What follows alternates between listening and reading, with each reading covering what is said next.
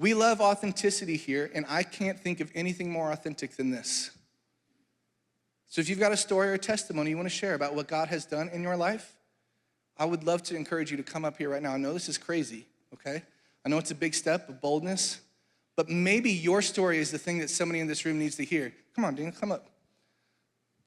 Come on, no, up here. No, here, I'm just gonna hold this mic. Yeah, Cam, come get that mic. I'm gonna hold it. So here's the thing. Some of you in the room may not be willing to hear or trust me because sometimes people that are on this platform in this position are like, you're supposed to hear things about Jesus from us. So it seems like it's not as real or authentic. But what about the people that are around you and just like you? I'm just like you too. But he was sitting with you and just walked up here with serious courage and bravery to tell the goodness of Jesus. And so this is my friend Daniel. Daniel, would you say your name? Good morning, my name is Daniel. This is Daniel, I said that. So, Daniel, tell us about the goodness of Jesus and what he's done. So good morning, happy Easter. Jesus has definitely, built a strong, I have a strong relationship with Jesus, and you can kind of hear it in my voice.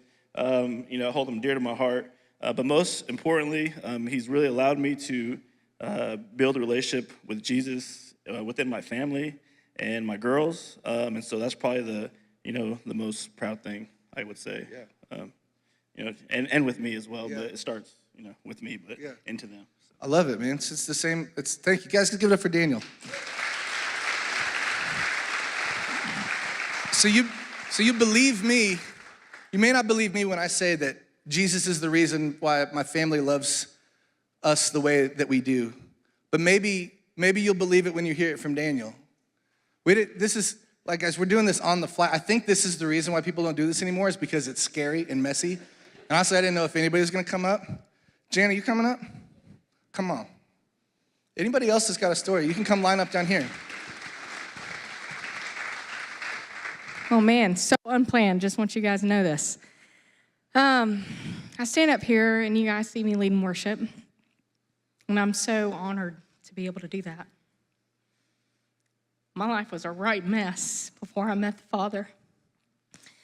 I try not to cry, I'm sorry. I went to Bible college, and I remember sitting in college and I'm watching all these young people. I'm like 26, 27, and I'm watching all these young people get married, and I'm like, dear God, you have birthed in me such a desire for a spouse. Like, I want a helpmate. I want someone that I can do life with. And my husband, who's at home, hi honey, I took his car keys today by accident, so he is live streaming. Maybe. So I'm in college and I'm just praying, Lord, if this is not a desire that you have for me to have in my heart, please take it away. Because it is so fervent that I want to marry someone and be the best thing that ever happened to them, second to salvation. And I took a job at a nonprofit. And the boss comes in and I meet him, and he's like, I have 2 sons and I'm taking applications. And I had lived in India for a little while.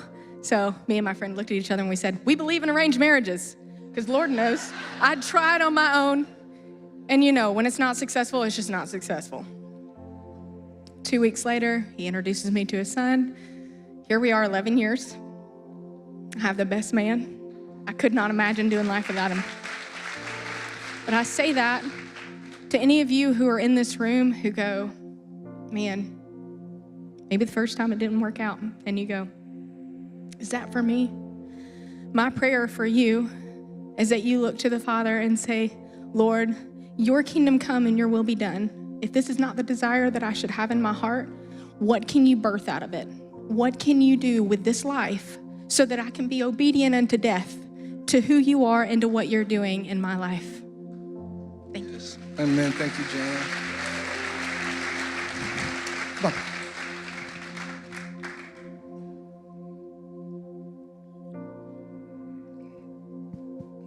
Hi, friend. It's okay. It's okay. Here. Say your name. I'm Melody.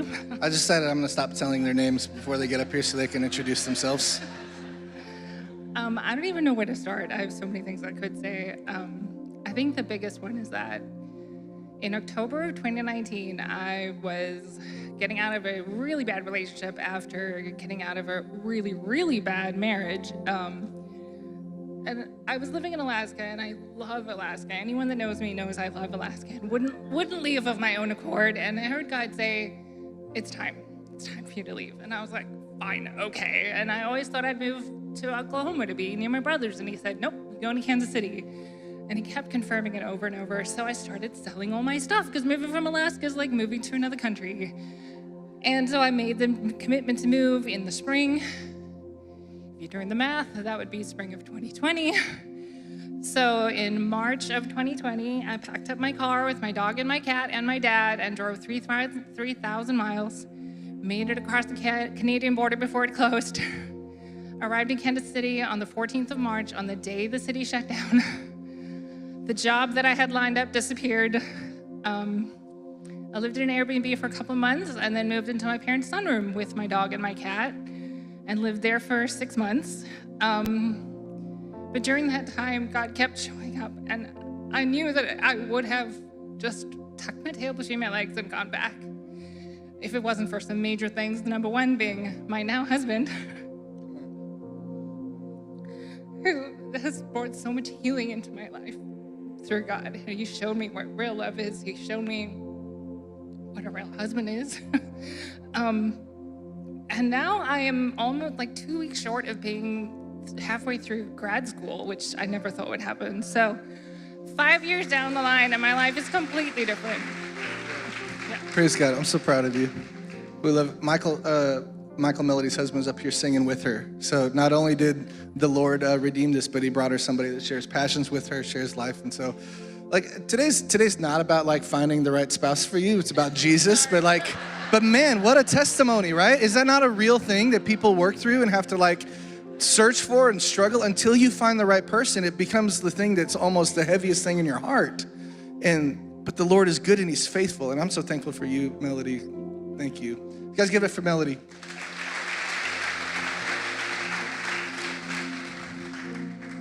Oh man. Okay, here we go. Hi, my name is Grace. I'm Jessica. This is my mom. And Is it really?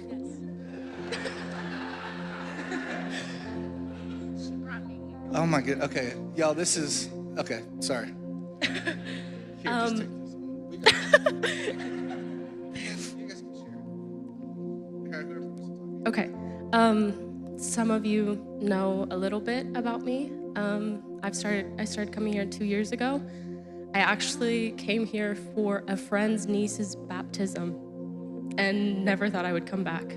I thought I was just here to see someone get baptized. I didn't know about church, and God brought me in and showed me my family. Growing up, we had a rough time.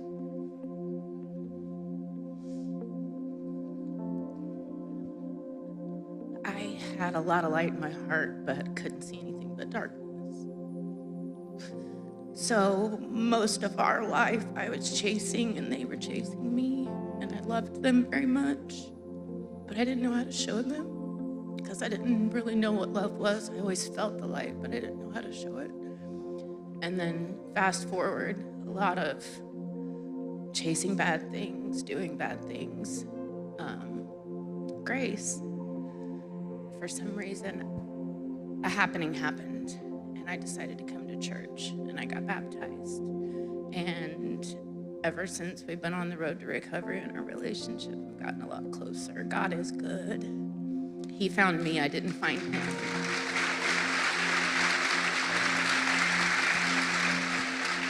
I felt lost, and I felt like no one could ever love me. God loved me. He does love me.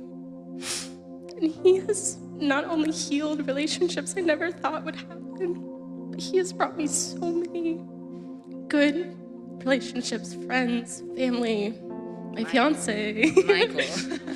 And now that I know him, I have seen his hand in everything and how he shielded me from the things that, yeah, they hurt, but they could have hurt a lot worse. You gotta go through the bad to get to the good. And he is good even if it feels like nothing good can happen from it. Because because I did not think we would ever stand here today to tell this story. Thank you, guys. It's so cool. I have no idea what that's going. This is the coolest thing ever.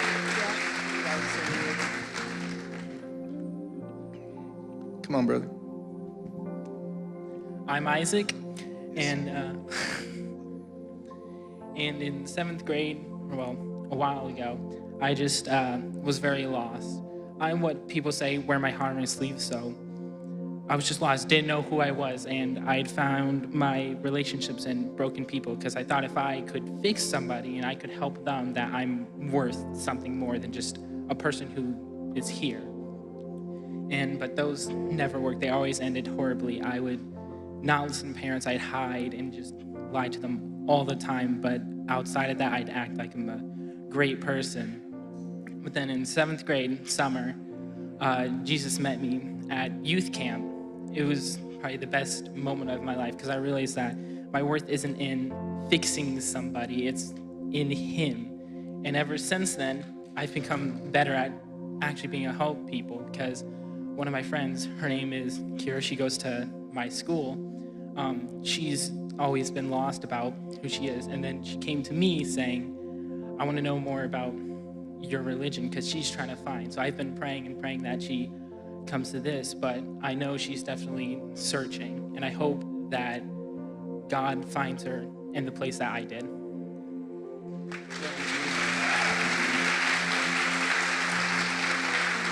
Isaac is one of my daughter's best friends, and it's been so cool to see your story, man. Little plug for youth camp. We got signups coming up soon, just come on. Good morning, I'm Ty. Very long story short, over the last year, my life has been a complete whirlwind, and there have been a lot of things that have happened that I wasn't expecting, wasn't planning for. And it kind of really shook my faith some just because this wasn't the life that I planned for myself. But this church helped me get through that, and I was able to stand on you guys' faith when I couldn't stand on my own. And because of that, I have come to the part where I am just completely surrendered to what God has called me to. This is a new season for me of saying yes to things I never thought I would say yes to. Things that people tell me are crazy and probably not the greatest idea, but I feel complete peace about it, and I know that this is the path that God has put me on. And this morning, during my quiet time while I was journaling my prayer, I specifically wrote out, this isn't the life I planned for myself, but I know that your plan is so much better. Oh,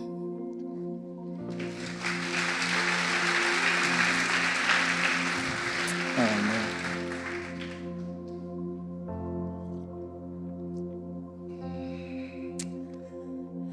My name is Kayla Lee. When my husband and I got married, we've known each other since kindergarten. We thought that life would be great. It'd be easy to have kids. We struggled for 2 years, had our son Titus, and if you know Titus, he's a really cool kid. After that, we struggled. We went through 8 IUIs to try and have another child. We went through IVF, lost 2 embryos. Then about 3 years ago, we went through discipleship with the coolest small group you will ever meet in your entire life. Daniel was one of them. The O'Neills are behind us. And that's the closest I've ever been to Jesus in my life up to that point. And it was no coincidence that we had that. A year later, we found out that we were miraculously pregnant. And we thought, wow, this is really great. Like, everybody always said we couldn't. And then we lost the baby. And after that, after going through Followers Made, I always thought that we would be foster parents. Growing up as a kid, my husband never did. And he saw a sign when he was going. He's an over-the-road trucker, and he saw a sign in Columbia that talked about foster care. And we'd been praying, and he came home one day, and he said, I think it's time. And so we are. We got our first placement last July. beautiful baby girl. She's 9 months old today. But it's been about 3.5 weeks that she hasn't been with us. And I know that, this is supposed to be like uplifting, but I just want to be raw and honest with you guys that life is not always easy when you follow Jesus. It's hard, but you're not alone. You have really great people around you. This church family, our village of our other friends and family. And while you think that your plans are great, God's are greater. I don't know what the ending is going to look like. I don't know if we're meant to expand our family more, if we're just meant to foster kids. I don't know the answers. But when you're obedient and you follow Jesus, he's not going to leave you alone. You're not going to be by yourself.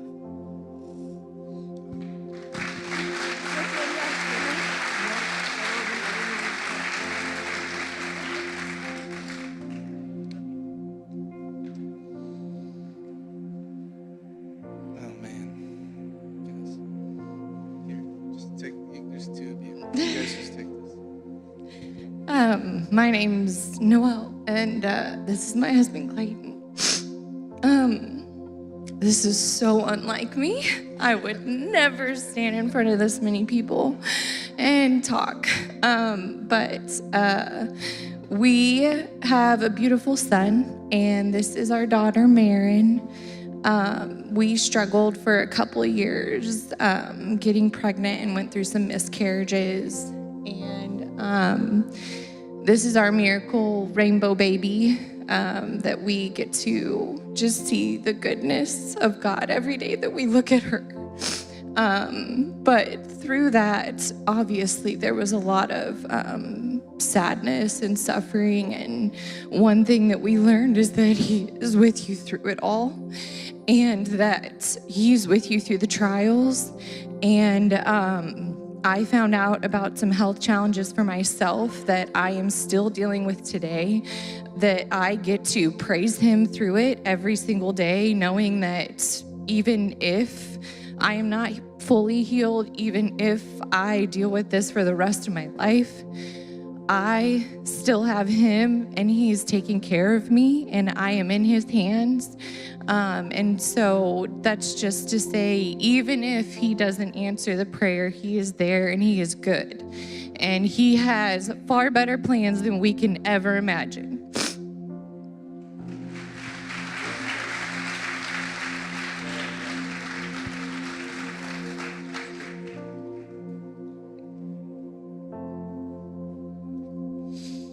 Thank you. She knows. So the Lees, the O'Neills, and the Sows, these are the Sows. I did it again. I introduced you before. You can introduce yourself. They're all part of our small group, and we were walking through some of these stories all at the same time. Anyway, here you go. I'll do it. I'm Victoria, and this is my husband, Ryan. And we got married in 2016. And if you don't know me very well, I'm a very type A person. So I like to have everything have a plan and everything go how I want it to plan. And if you have a relationship with God, that's not how it always goes. We struggled for 6 years with infertility. And it took us a really long time, especially me, to be obedient to what God wanted. We went through like 10 fertility treatments, one of them being IVF, all which failed. And it took that long and that much money for me to understand that God was saying that wasn't his plan for our life.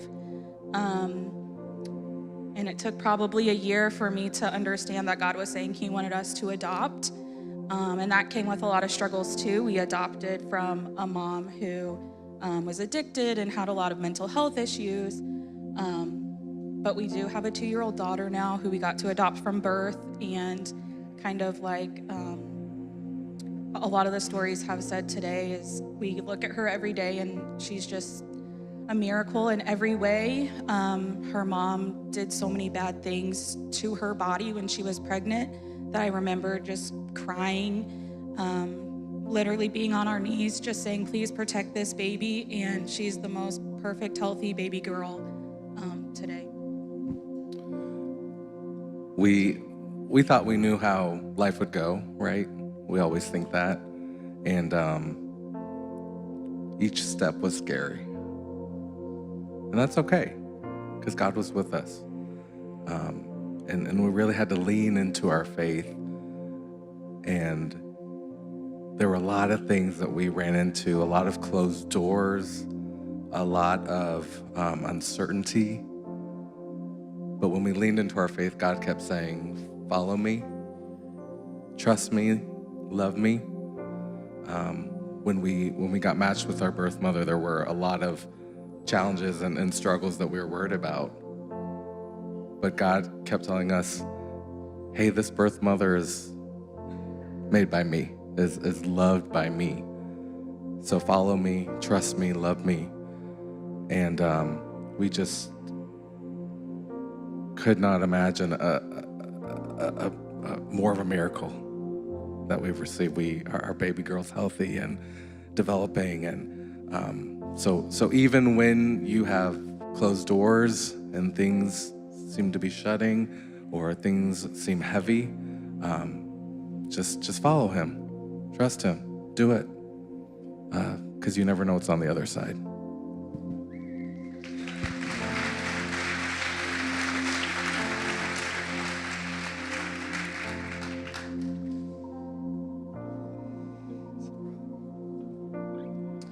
All right.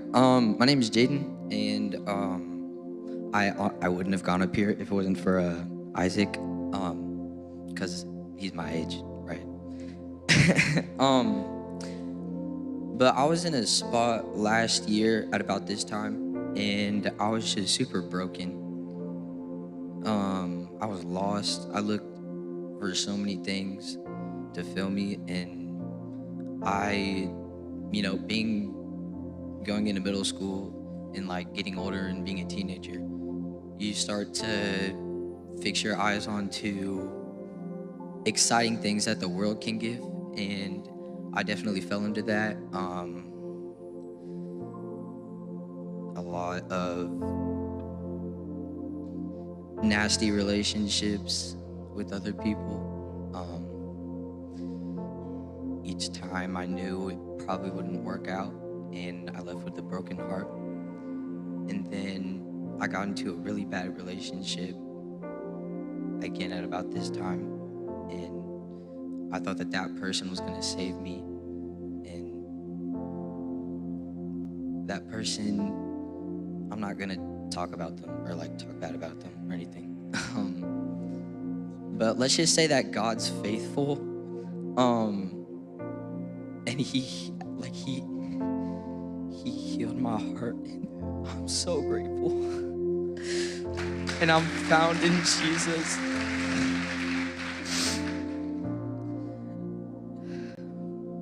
There's hope, and it's in Jesus. And you're found. And here's a little visual. So basically, I just felt like what I had was so like deep, and like no one could take me out. But let's say if this is the end of the water and this is the surface, yeah. And then let's say like this is where I was. God's just gonna take it out and say, boom, here's a new beginning. So yeah, that's my testimony.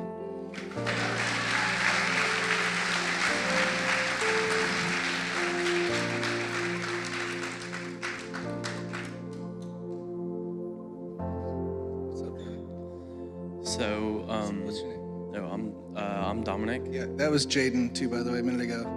Forgot to ask. And unfortunately, my dad can't be here because he is working down in New Orleans. So he has asked I read his testimony for him. Come on. Cody, listen. This is the coolest thing. Okay, all right, Dominic, go ahead. Before Christ, my life was great, but it felt like something was always missing. Like there wasn't a reason for being here. I have a wonderful wife and amazing kids that I don't deserve. And now I have Jesus too. He gave me not only peace of my soul, but a love that is fueled my desire to grow in my faith every day. Jesus is alive. That's it. I love it. So Dominic is amazing, Cody's oldest son, and Cody he's an incredible human that helps us out with a bunch of stuff here.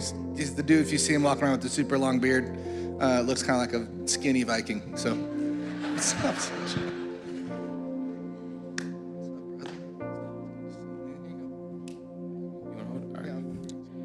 I'm Troy.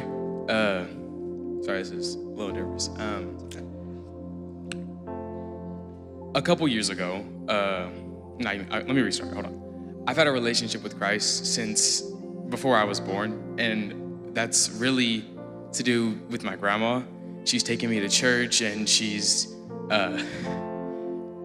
just shown me the love of God, and I really thank her for that. But a couple years ago,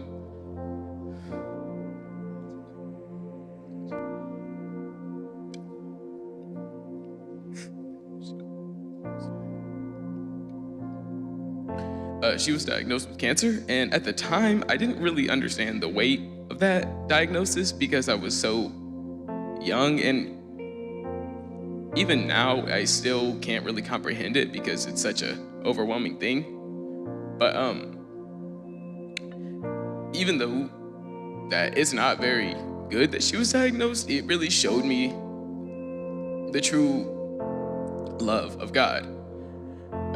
And how much he loves me because he's listened to my prayers, and I've asked him for more time and just for healing for her, and he loves me enough to listen to me and to bless me with all of the time that I get to spend with my grandma, whether it be after school or when I ride my bike to her house to visit her or whatever it may be. It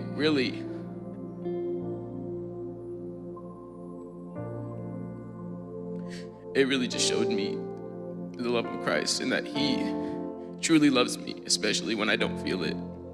And in the times that I'm sad or whatever it may be, I can always just, I see my grandma, and it just shows me that his love's real.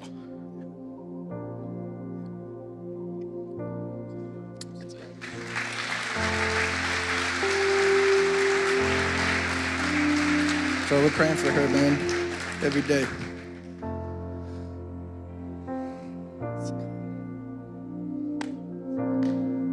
Look at you. So I contemplated doing this for a while, and for an introvert like me, this is kind of uncomfortable, but I've really, in my life, I've grown up as a Christian. I've always lived a Christian life, but kind of as Jordan was talking about, having like that battle where you're pulling that rope back and forth, I felt that a lot. And this was a difficult choice for me because I have really been on fire for God lately, and I felt like this is the least that I could do is step up here and show my faith and show how much God has changed my life lately. I've battled a lot of mental and physical health through my life, and just within the last year, I've really noticed that kind of flourish, like my relationship with God, and it's all because I went through a lot of like mental health and battles like with an ex-girlfriend and just all these things that are sucking me in and taking the life out of me. And I just decided, you know what? I just asked God, I'm like, what is for me? Like, I'm ready. Just show me, because I'm ready. I'm gonna give it all up. And the biggest thing that I've learned through this time is that there's nothing better than God's timing. God has you, like, he has your best interest in mind at all times. So if you're frustrated, if you're struggling to get your prayers answered, it might be because he wants you to grow in a certain area. He always has your best interest in mind. So that's the biggest thing that I want everybody to hear from me, is just trust the process and hold your faith no matter what. So, amen.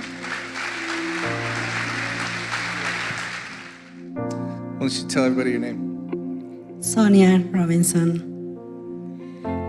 I was kind of nervous to come up. I haven't done this for a very, very long time. But I cannot stay quiet because I have to speak of the love of God and what He has done in my life, what He has done in my family and my children. And today when I was up there singing, there was a moment where God brought in my head really tough times that I've been through in life. And I was like,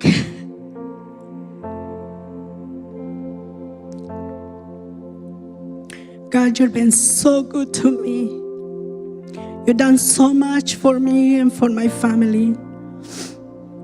And I'm gonna mention just a few of those moments that I've been through in my life that not a lot of people knows, but I think today I have to say it because maybe somebody else is going through some of them. But it came to my mind, I remember 2007, 2008 and 2009. I went through a really a divorce. And because of that, there was a lot of pain with my children and my family. In 2008, after my divorce, I had another relationship like 2 years after, but out of that relationship, in 2008, I had a son, a baby boy. His name is Angel, and he's actually here today. It was something that I didn't ask God for it, but I prayed for him. I prayed for that baby, and God gave it to me.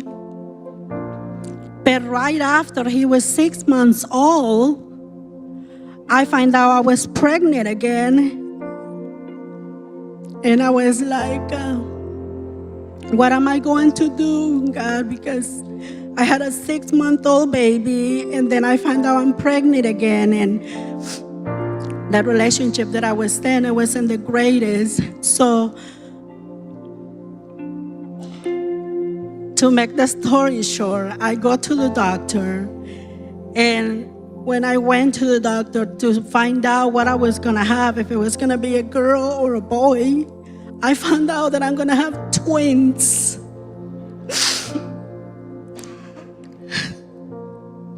So at that moment, I'm like, what? No, that's not possible. I told the doctor, you need to recheck because I don't believe you. And she said, you are having twins. I see another head in here. So my kids are here, my twins are here. And at that moment, to be honest with you, I had joy in my heart, but I was so sad and I was so unhappy because I had stepped away from God. And when I had my girls, I just saw their little faces. I had to be in the hospital for close to a month with them because they came like a month and a half early. But when I saw them and I see their little faces and I see, wow, God, you created this so beautiful. And then I see my little boy, he was so tiny. And then I'm like, how am I gonna do with 3 kids? I mean, they were like triplets. But God got me through it. It was only because of Him. And I had a lot of people that helped me, but then I restored my relationship with God through that pain, through going through so much stuff going on. And now I can say thank you to God for letting me go through all of this. Another thing I want to share, I know there's a lot of people and I'm sorry, but because of my divorce, I also lost a relationship with one of my children For 9 years, I didn't speak to my daughter. But for 9 years, I pray every single day for her. I pray for her life. I pray that God will keep her safe and that God will restore our relationship, because I didn't know what to do. I cry a lot because I miss her so much. And just like 3 years ago, we reconnected.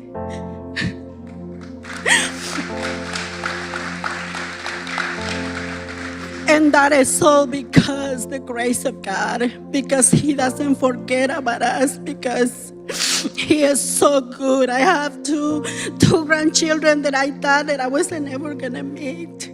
And I love them so much. I love my daughter so much.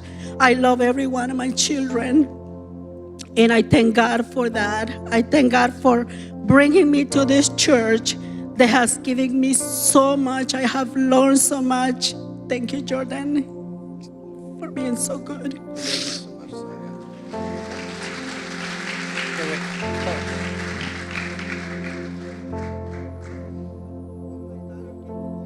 Oh, can't lose that. It's from her daughter. We're gonna let everybody talk this morning, if that's okay with you guys. We'll try to keep moving. But when people have a story to tell, it's important for us to listen to it. So. Hey. I felt a tug and I kept pushing it down, and then my husband goes, "Hey, you should be brave." And I was like, "Shut up." So then I walked over here. Oh gosh. My name's Kayla Burlingame. So some of you know a little bit of my story, which is why I kept pushing it down, because I was like, nobody needs to hear this again. But 9 years ago, I got sober. Right when I got sober, 4 days later, I found out I was pregnant.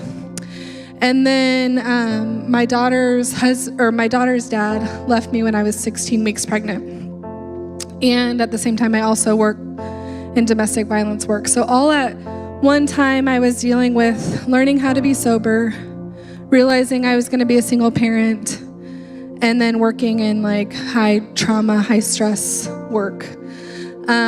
I got connected to an AA community. I've maintained my sobriety. I've celebrated 9 years this last February.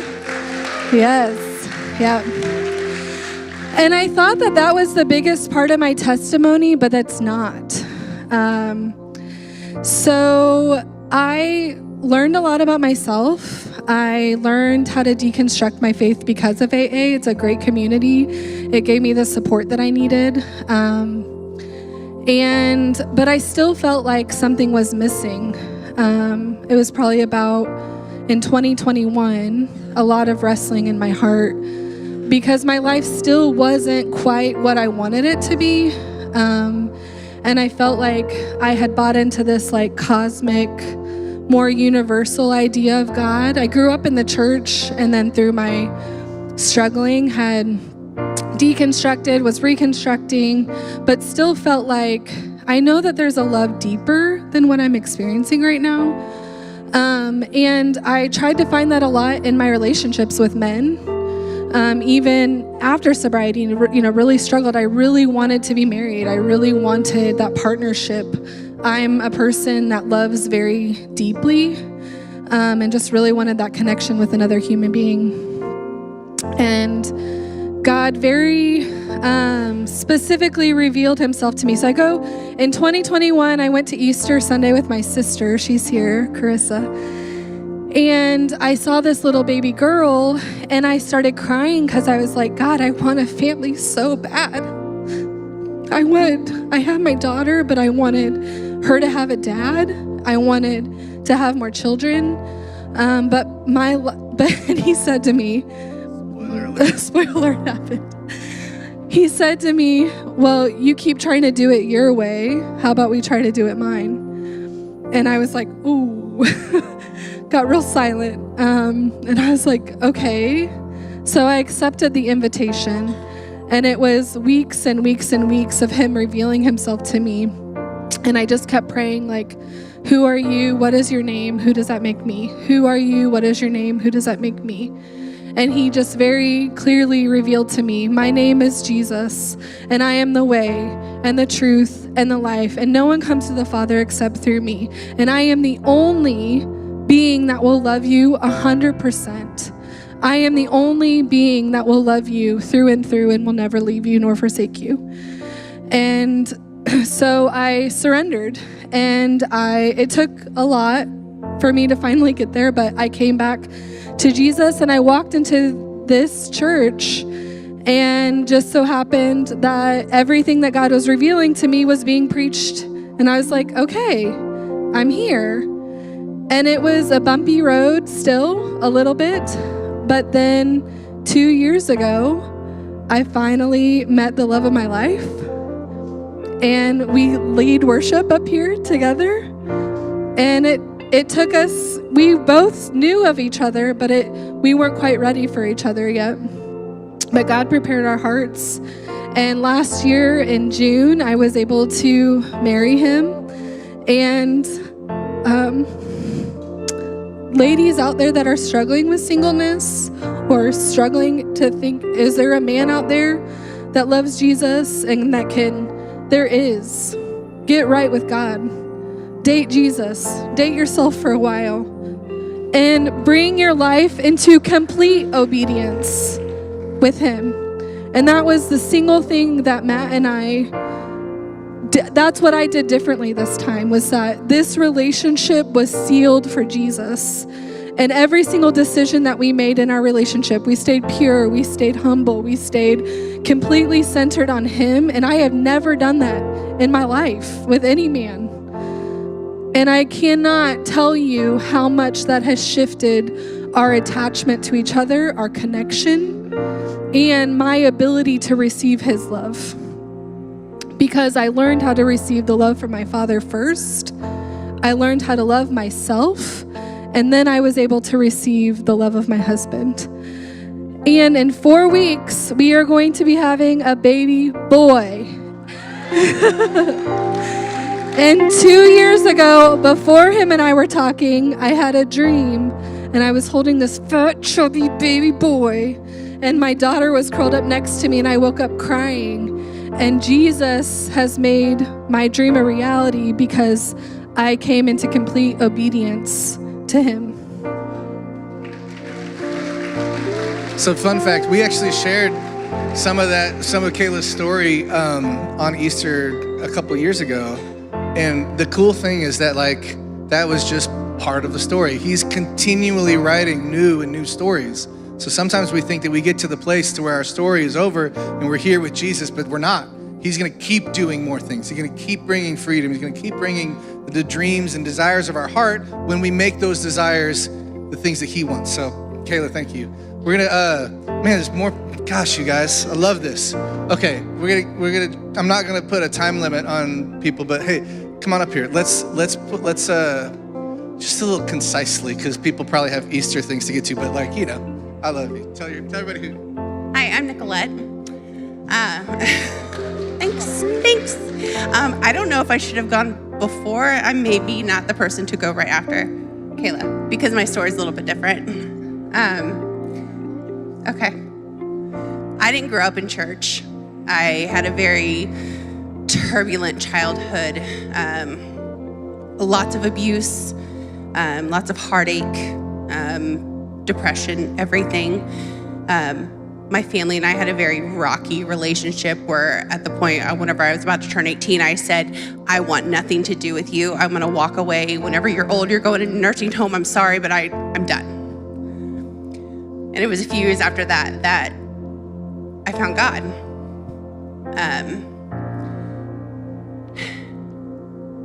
And in that, I still was searching. I found God, but I still was searching, and I was still searching for the love that I didn't feel as a child. And I think that a lot of people probably can relate to that. And so entering into bad relationship after bad relationship and searching for something to make me whole, and just continually to fail every single time. Because I wasn't looking for the right thing. I wasn't putting my heart into the right thing. And I I too, all of us, we suffer with, whenever we're single because our hearts are meant to be around people. Our hearts are meant to be in community. But I'm here to tell you that it's okay to be single. That I have found that my relationship with Jesus is all that I need. There is nothing else. There is nobody else in this world that's going to give me what he gives me and who's going to love me the way that he loves me. And I know that God has called me into this season to be single. So I just want to give you encouragement there. If you're struggling, stop searching for God in the wrong places. Stop searching for human interaction, because it's never going to fulfill you. And it's amazing what God can do if you just give in to him. And if he tells you, not just yet. Because of the fact that I am single, I'm able to pour into these lovely kids that are getting ready to come up. And let me tell you how rewarding that is. So I'm gonna stop talking so you guys can hear from our wonderful young people. Thank you guys. So, real quick, those might sound like different stories, but the same story, okay? They don't have the same outcome, the same ending, but they do have submission and trust in Jesus. Amen?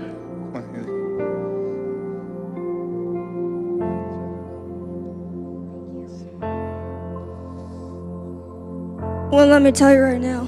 Honestly, I'm terrified to be up here because I hate talking.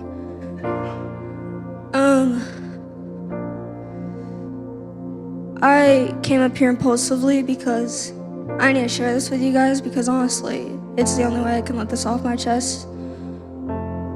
When I was younger, I've grown up in church my whole life, but I just knew the routine of you go to church, you sing the songs, you say your prayers, and you say thank you before bed. And that's how it always went. But as I grew up, I just went to church. I didn't understand the meaning of it. I just knew that was what you're supposed to do as a Christian. And so as I grown up the years and I wanted to show my love for God, I was just scared, because it was embarrassing to me to show how much I do appreciate God and how much it meant to me. I lost my great-grandma about, I don't remember, like 2 years ago now, and honestly, I was just angry at God. And so for months, I pushed him away. I still went to church, I still went to youth, but I just pushed him away because I was angry at him because I thought he had taken her away from me. But I realized that she was in pain, and now she's with him and her husband, and she's happy. But, I think that kind of switched a flip in my head, and I decided that I wasn't gonna be scared to show my love anymore. And so when I went to youth, you know what? I love singing. I signed up for band. So some weeks I sing in front of God and I do it for him. Other times I'm on the floor with my friends praising the Lord and doing it with them. So I'm on the band, I go to youth, I read my Bible, and I'm trying to get better every day to get a better connection, and we're getting there. But honestly, I'm just honestly thankful because, last night I had a realization. And I told my parents about this. They're right over there, actually. I told them that I want kids when I grow up. Not a lot, because they're a pain in the butt. I'm one of them. But I want to have a kid or two, right? And I realized that, hey, when I get to have kids, I get to teach them about the good and the bad of life, and that's rewarding itself. And then I realized I get to take them to church. I get to give them a Bible for their birthday, and I get to teach them about God and our Lord and our Savior, and that's gonna feel so rewarding. I wanna thank each and every one of you for listening to me, because honestly, I'm probably annoying to listen to. But I wanna thank you all, and I wanna thank my parents who are over there probably sobbing right now. And I wanna thank Jordan for letting me up here. Actually, two of my bandmates are here, Maddie and Carson. I'm so glad I get to sing with you on Wednesday sometimes. So thank you. Thank you for listening.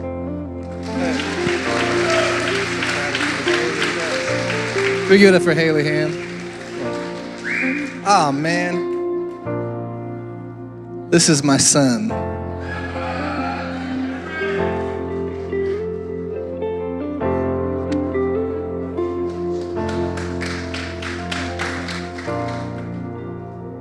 Hi, my name's Henry, and for just about the entirety of my life, before a couple months ago, I felt like lost. I felt like worthless. I felt like I was just a side character in all these other people's like big stories and stuff.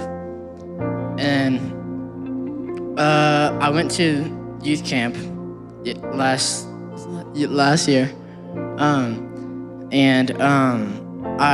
there was all these people talking about how they got saved by Jesus and like how they experienced his love and stuff, and then right? And then I talked to my dad about it and stuff. We had a conversation, and then nothing really changed. And then I was thinking maybe just Jesus isn't here for me. Maybe he's just not with me. Like, yeah. And then a couple months ago, I was sitting in service with, I don't know if it was just my dad or just my mom or both of them, but like we were, it was a song we were singing. I forgot which one it was, but like I just felt like warm inside. I just felt like he was here with me. I felt like there was somebody that loved me other than just like my parents or my family or just like my friends. But like, I don't know. Like he saved me. Like I was so down. Yeah. That's my testimony.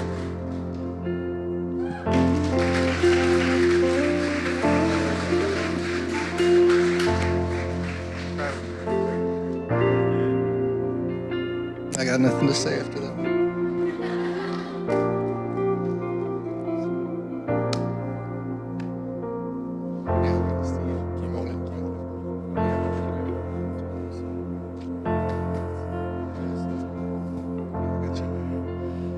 My name is Samori. Been going to this church for a year now, and I am extremely shy and very introverted, so this is my friend Dwight. He's up here for me.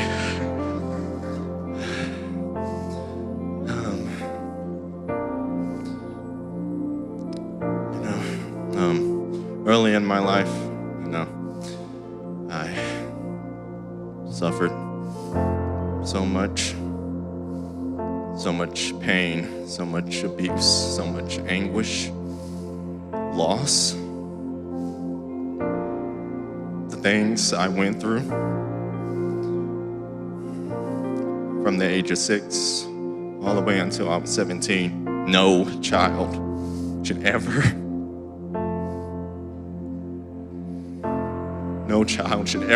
go through. Through all of that pain, I was isolated, not just from those around me, but from the Lord. And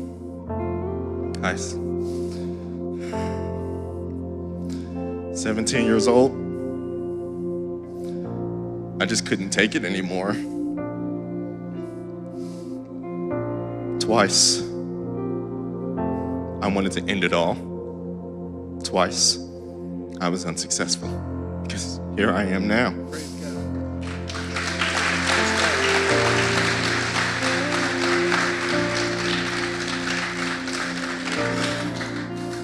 And, thanks to years of therapy, my therapist, Mike, I hope you see this. One of the greatest guys I've ever known. He's a believer as well, and he's the one who encouraged me to put my trust and faith back in the Lord. I wasn't so sure about it the first time he told me, but the more and more we spoke about scripture together in our sessions, it warmed me up to the idea. And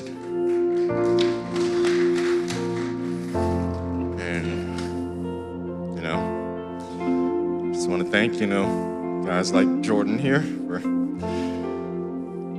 and you know, my mother, my granny, who were here for first service but had to dip out. But of course, Dwight here, you've been like a big brother to me.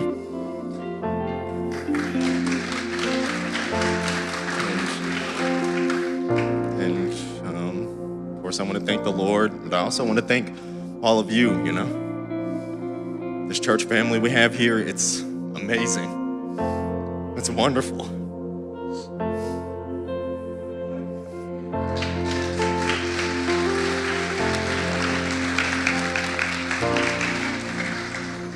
So I'm the non-introvert. I'm like super extrovert. So I'll go ahead and tell my story. So my journey with Jesus started in 2005. And I did not grow up in a church surrounding or anything like that. My family didn't go to church or nothing like that. I started going to church on my own. And in 2005, I met a congregation. They were really good to me, like back home in Virginia. And then in 2006, I went into the Navy. And when I say that I could do all things through Christ who strengthens me, I literally had to say that between each push-up, each mountain climbers, all that. It counts. I could do all things through Christ because I was not physically ready to be at boot camp. But I made it through. I didn't even know how to swim. And that was like one of the requirements for you to be in the Navy. I was like, you know what? Look, don't judge me. Only God can judge me.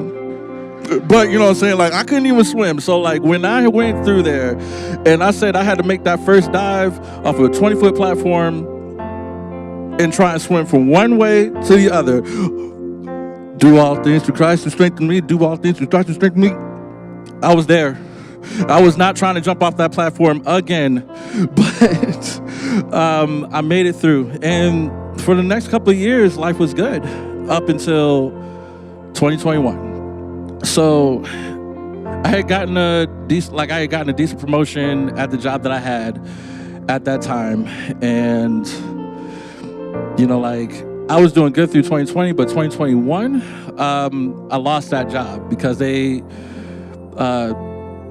cut that job title from everyone, and I had to try and go back. So I was jobless for a while, and then a month after that, my youngest brother died from a car accident. And I had like survivor's guilt off of it just because, you know, like I hadn't had a connection with my siblings like that because my dad was a Rolling Stone and he had like kids like all over the place. But, you know, like we didn't really know each other like that. So me being at his funeral was the first time I got to meet all of my siblings all in one place. You know, and it was a beautiful thing. It was a beautiful thing because we actually got to get that connection that we had with each other because we didn't have that, because we didn't have him. You know, like we didn't have our dad there, you know, like to give us that type of relationship. But it didn't stop there. I actually ended up becoming homeless that same year. I was living in my car, doing DoorDash from my car and living there. And, you know, like literally one person had to end up, I just remember I was in like a game room one night, you know, like, and a friend of mine had found me. Like, he was like wondering what I'd been up to, and I told him the truth. I'd been living in my car for about 2 months, and he ended up taking me into his home. He actually ended up having an extra room.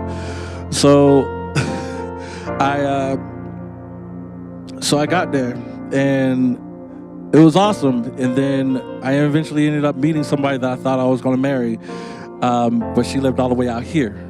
And I tell you, when things happen for a reason, they really do. Because, like I said, like I had my relationship with God, but I wasn't like really with God like that. And so I moved from him, moved to Kansas City, been with her. About a year and a half later, things didn't work out. And, you know, like I had to figure out what I was doing. But like this is around the time that I met Samori, and Samori brought me here. And it's always been loving every time I'm here. Eventually, I went from that to eventually finding my own apartment.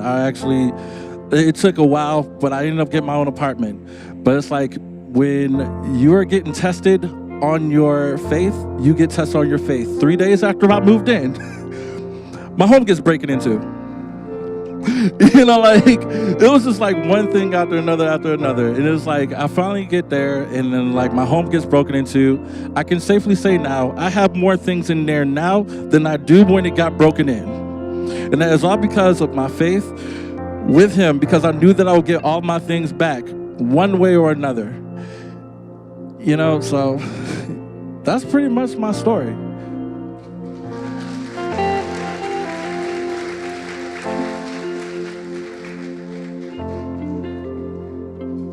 Samori and Dwight, y'all. You guys doing okay? We got a handful more, four more. All right, you guys, we good? We're just gonna. If you have to go get a kid, go get a kid. But we're gonna pray for grace for the kids and the kids workers right now. Jesus, just be over there. Okay, amen.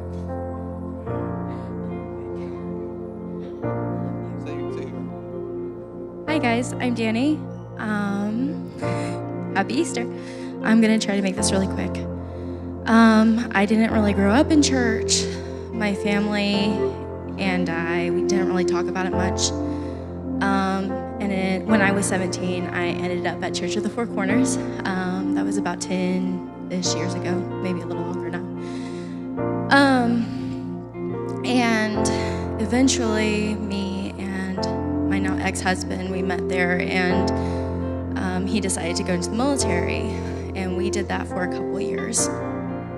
And in 2021, you know, it wasn't great. I had kind of slipped away from God. I didn't have a church family. I didn't have community anymore. It was just him. And in 2021, that January, I lost my baby. We got out of the military 3 months later and came home to Kansas City. And about 5 months later, he left, and I was alone.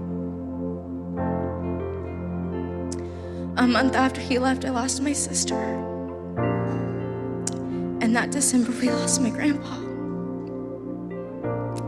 And I was just like, God, why? Where are you? And it led me to this place of surrender.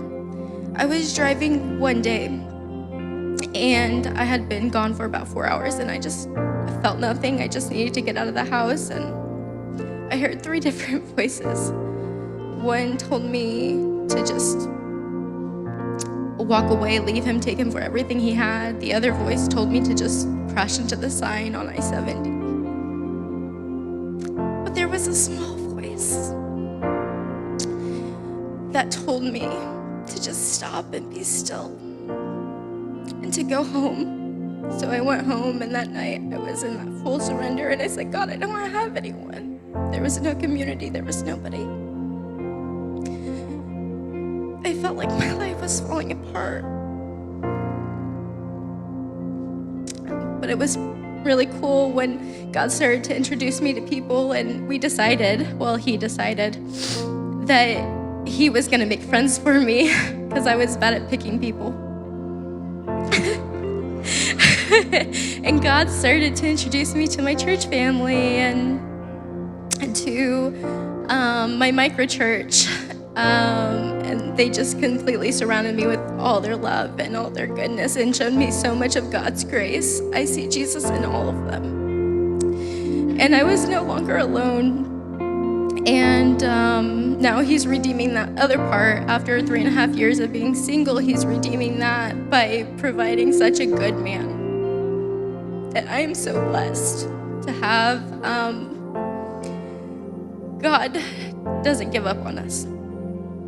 He loves us so much, and sometimes whenever it feels like he's not listening, I promise you he is.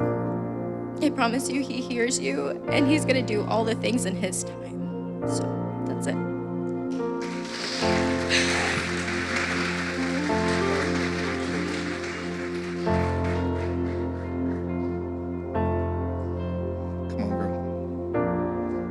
Tell her. Some of y'all were here last week. Chelsea got baptized, so that's pretty cool. Hi, I'm Chelsea. I'm gonna try to be really fast. But I'm 30 now. In my 20s, I really struggled with a lot of things, and I lived life for me, as we do sometimes. But I did some things that I felt weren't redeemable, and I made choices that I felt like would haunt me forever. And I felt beyond saving. But last year, one of my close childhood friends showed up on my doorstep 8 months pregnant with nowhere to go. And so I let her stay with me. And when the baby was about 1 month old, 2 months old, our house burned down. And I was angry at God. And I was struggling because I felt like I had gone out on a limb when I didn't even feel like I could take care of myself sometimes to try and take care of someone else and a baby. And I found a place where we could stay for a month. But I was still so angry, and I didn't know what we were gonna do when that month was up, and it felt like the sand was running out of the timer. And I went in my car in the middle of a parking lot, in the middle of nowhere, and just started screaming and using all kinds of colorful language towards God. And I was just so filled with anger. And it wasn't even 2 hours later, this woman that I had never met, she didn't know my name. I was also very sick at the time, and she was on oxygen. I had a fever. Anyway, she reached out to me. She said, "Give me your hand." And I was like, "I'm sick. You don't want to touch me. I don't want to get you sick." And she said, "God will protect me the way that he told me to tell you that you are protected." So I said, "Okay, here's my hand." And she prayed for me, and she hit every single thing that I had cursed God for that day. Every single thing on the head, every single one. And from that moment, it was like a weight being lifted, because I felt like, part of me felt like I was being a scorned child. I was like, "Oh, you heard that?" But I felt relief because he heard that. And I decided to renew my faith. I asked God to remove people from my life that were not good for me. I asked him to bring people into my life that would lead me closer to him, and he did that. And it was Halloween of last year. I was asking for God to remove some things from my life. Didn't expect him to do it in the way he did it, but I was in a very bad car accident on Halloween last year. I hit a semi, and my car went flying 30 feet in the air, and the initial impact hit the driver's side, and I rolled. And I walked away with 2 bruises, and that was it. And he removed my car payment and kept me safe. So I felt like I should not be here after that, but he kept me here. And after that, I was terrified. I was terrified to drive. And the first time I got in the car again, I prayed. I said, "Please keep me safe. Please do not make me go through that again." And I put on my music, and I hit shuffle, and the very first song that came on was "You Never Let Go." And I don't know if you've heard that, but it goes, "Oh Lord, you never let go of me. Through the pain and through the storm, you never let go." And I said, "Okay, I hear you." And then the next song that came on was "Somebody Prayed." And it basically says, "I'm only here today because somebody prayed for me." And those prayers move mountains. I believe in the power of prayer, especially after everything that I've been through. But fast forward to last Sunday, I got baptized, and that was pretty cool.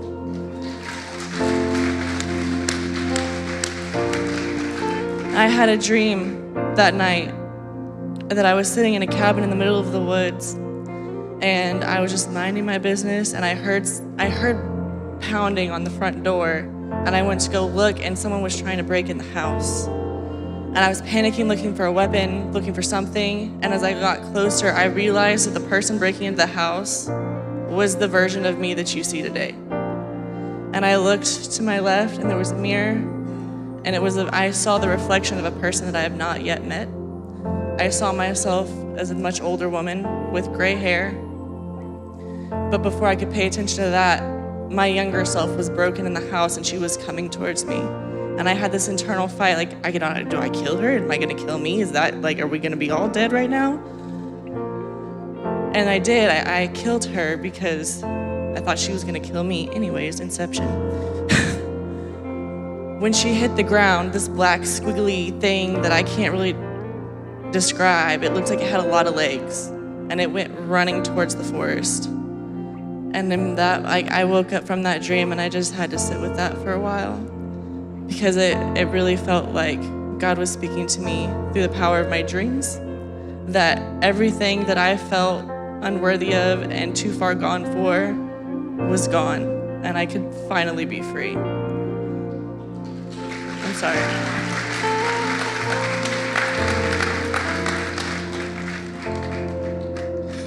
Y'all, Chelsea moves to Hawaii in a couple weeks, so let's be praying for her. Wednesday, it's a couple days.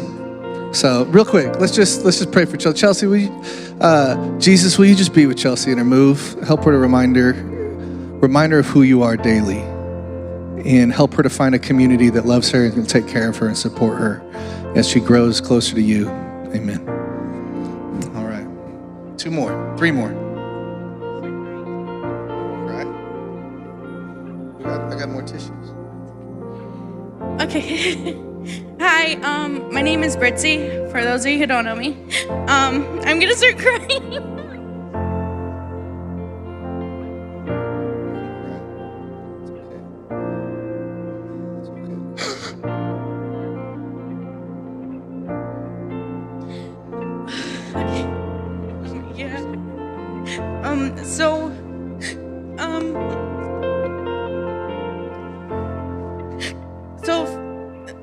My name's Britzy. I'm the Eagles fan. You guys have heard me reference Britzy and Brian, our Eagles fans. We still love them. Sorry. Our connection to Jesus connects us more than our connection to the Chiefs. Amen.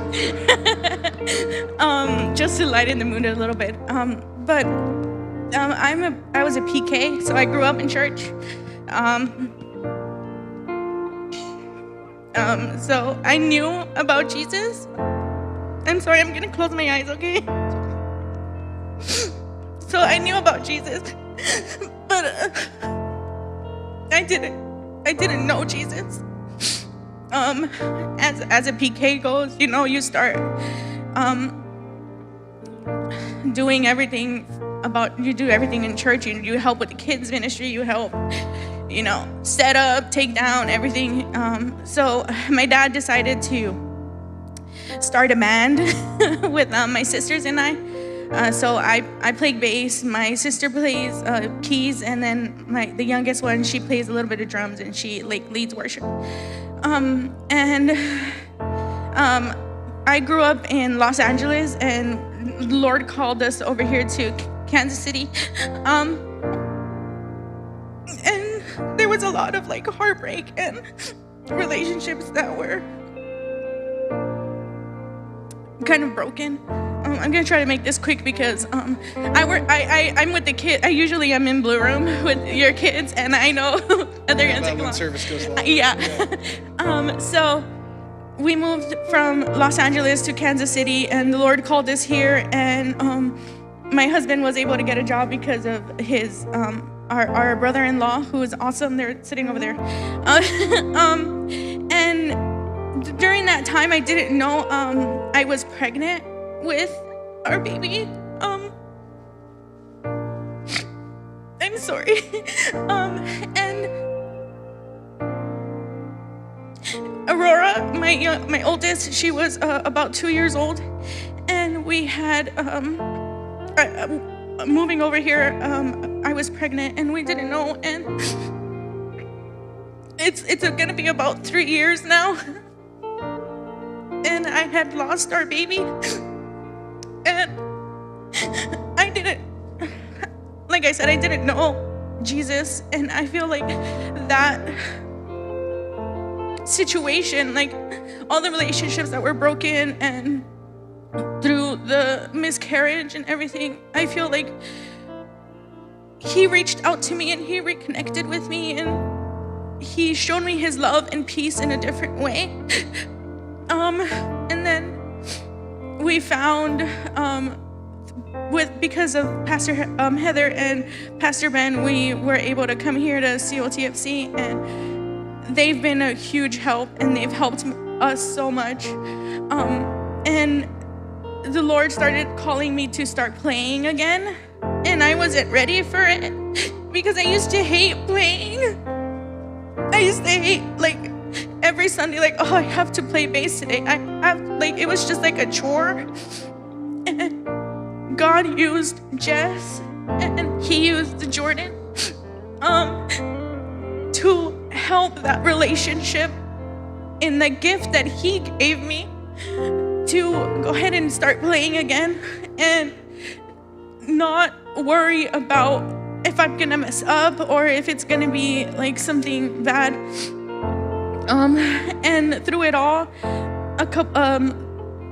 what was it, like probably 3 months later, I found out I was pregnant with our baby, Josiah, who's right there. And he restores everything, no matter what it is. He reaches out, he's always there. And he always runs to us. He meets us where we're at, wherever you are. So I just leave you with that today. He's there.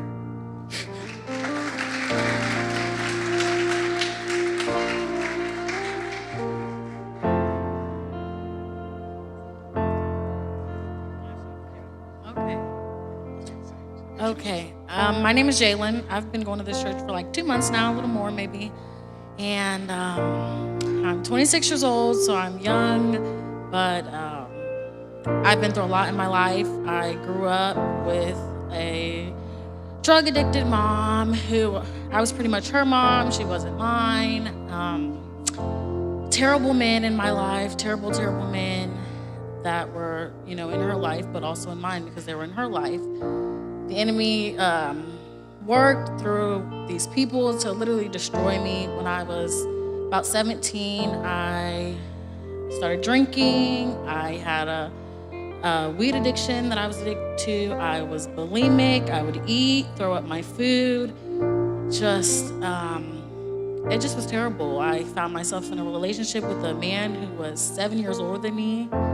I mean, that tore me apart to shreds. I got out of that.